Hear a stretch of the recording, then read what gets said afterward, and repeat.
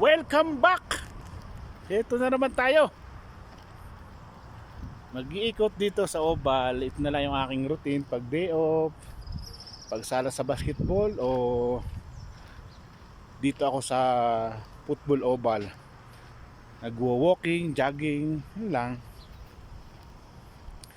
Nag-iisa pa lang ako dito. Maya meron ng mga maglalaro dito. Ayan, no? Clear na clear pa yung football oval. Mamaya marami ng tao dito na naglalaro. Ito muna. Ayun. Oh. Sarap ng pakaramdam pagka ganitong hapon. Malamig ang simoy ng hangin, sariwa. Kasi nasa likod ako ng yung apartment namin, no. Ito yung apartment namin, no. Ayan, no. Ayan.